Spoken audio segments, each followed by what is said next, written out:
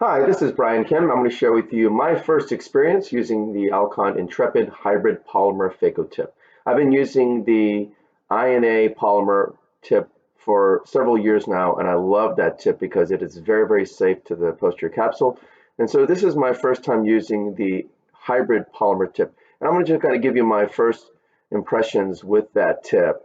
I remember when I was a junior resident, a senior resident said, you should never break the bag during Phaco. You should only break the bag during INA. And, fast forward all these years later, I disagree with that person because I don't have problems with breaking the bag during INA.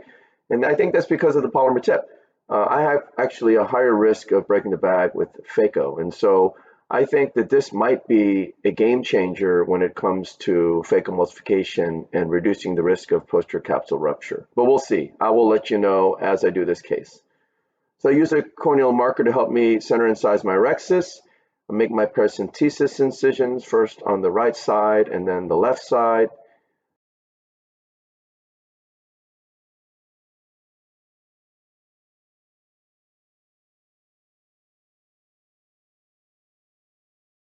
I'm injecting some intracameral lidocaine and now dispersive viscoelastic to fill the anterior chamber. Using the cannula to control the eye, this is a triplanar corneal incision. I make a vertical groove, place the blade into the deep part of the groove, tunnel through the cornea, and then when I'm ready, I enter. And I use the cannula to control the eye, and I do this that way. Filling the anterior chamber with more viscoelastic, and this is the puncture style capsulorhexis. I'm going to puncture the center. And as I try to do this, it doesn't really work.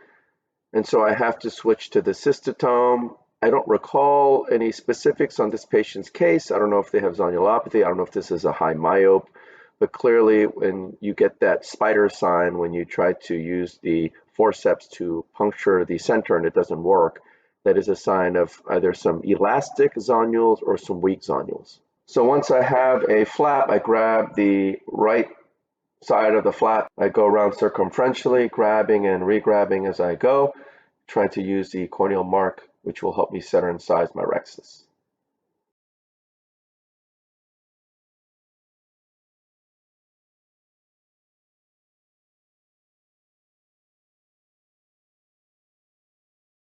Burp some viscoelastic out of the eye.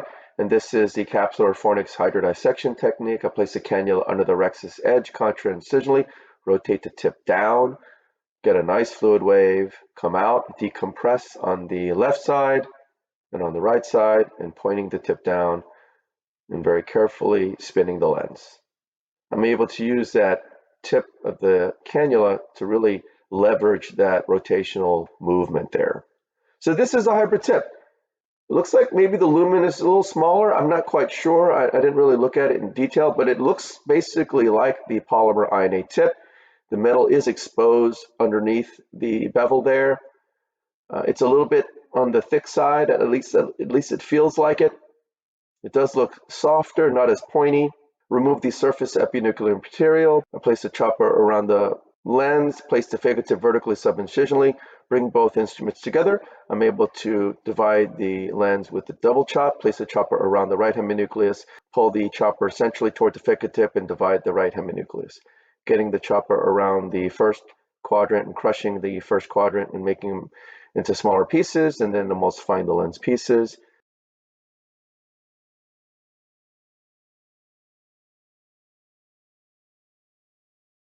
Turning the second quadrant in front of me, placing the chopper around it, and then trying to place the phaco tip deeper so I can fracture that lens piece.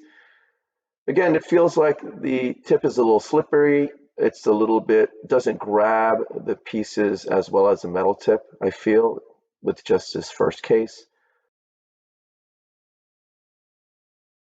I'm rotating the second heminucleus in front of me, placing the chopper around the lens piece, pulling it centrally toward the phaco tip and dividing the lens, placing the chopper around the third quadrant, pulling it centrally toward the phaco tip, dividing the third quadrant, using some vacuum to grab that remnant, and then emulsifying the lens piece.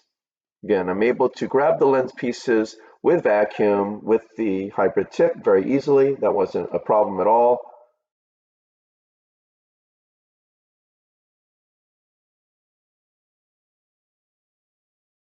Placing the chopper around the fourth quadrant, grabbing it with some vacuum, crushing it between the instruments, and then once the pieces are smaller, emulsifying the lens pieces. I do think, based upon the density of this lens was dense, but it wasn't that dense, but I felt like I had to use more ultrasonic energy to remove the lens piece. So I feel like there is a little bit less efficiency with the hybrid tip, and my CDE is a little bit higher than it was with the metal tip. So removing the epinucleus now, and to me, this is really where things can go bad if the epinucleus is attached to the posterior capsule. So I take the chopper out, push BSS in, take the phaco tip out, and I'm going in with the INA handpiece. And start to remove the cortical material, starting sub-incisionally.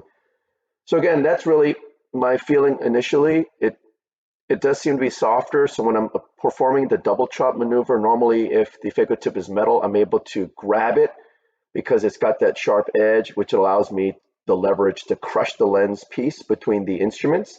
And this felt like it slid a little bit. And then the second observation is I felt like I had to use a little bit more phaco energy to remove a similarly dense lens compared to the metal tip. So I think it's a little less efficient with emulsification, but still not too bad. But if that's what it takes to reduce or eliminate posterior capsule rupture during phaco, I am all for it. I think that's a great technology there. So I'm using the polymer tip under polish mode to remove lens epithelial cells under the rexus edge. This patient has some sticky fine cortical material still attached to the posterior capsule and under the rexus edge. And again, on these cases, when you're trying to polish on the posterior capsule, you'll see that the posterior capsule kind of collapses into the port, and which is consistent with when I was trying to do the rexus and I did the puncture style rexus and it didn't work. You got that spider sign. And so during posterior capsule polishing, when the posterior capsule collapses into the port with the vacuum, all of that kind of fits together. This patient has either very elastic zonules or weak zonules.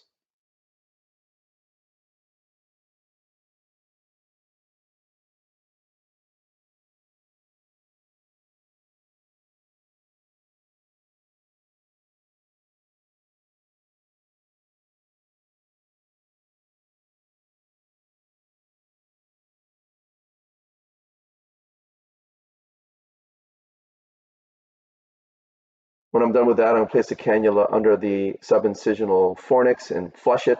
It'll look pretty clean there. And then I'm going to inject some cohesive viscoelastic to fill the bag. And then I'm going to polish under the rexus edge with the polish sweep. And I'm sweeping to remove any potential lens epithelial cells. First on the left side and then the right side.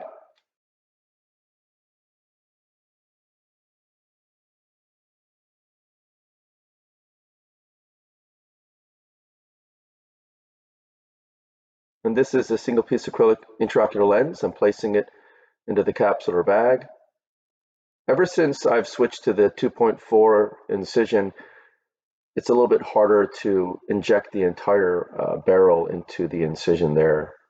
So as the lens unfolds, I go in with irrigation off and then activate irrigation, inflate the eye, make sure the leading and trailing haptics go within the bag, go under the lens, tilting it, rotating it 90 degrees, which ensures that I have both haptics in the bag and I'm able to remove all the viscoelastic from within the bag as well. I start to polish under the rexus edge one more time. I like to dial the haptics in the horizontal direction, which hopefully reduces negative dysphotopsia. And then I'll remove all the viscoelastic from the anterior chamber, and then I'll hydrate my incision. So again, this is my first experience using the polymer phaco tip. I've been using the polymer INA tip for several years now, and I love it. I think it's so great. It gives me so much confidence, and I really never worry that I'm going to break the bag during INA. However, with Phaco, I have had certain occasions where I'm going after the epinucleus or whatever, and just inadvertently it breaks the bag. And so again, the Phaco tip in my mind is a big risk, especially in certain situations relative to INA. Since I'm using that INA polymer tip, I haven't had an issue with breaking the bag. And so using a polymer Phaco tip makes a lot of sense. I do think the downside is I do think it's less efficient than the metal tip because you have to use more ultrasonic energy, I think. And because it's a softer tip, I think it's harder to grab the lens for my chop maneuver compared to the metal tip. But if those are the only shortcomings, I do think that this still has a lot of practicality and potential benefits to protect the posterior capsule during cataract surgery. So I hope this was helpful to you, and I thank you for your attention.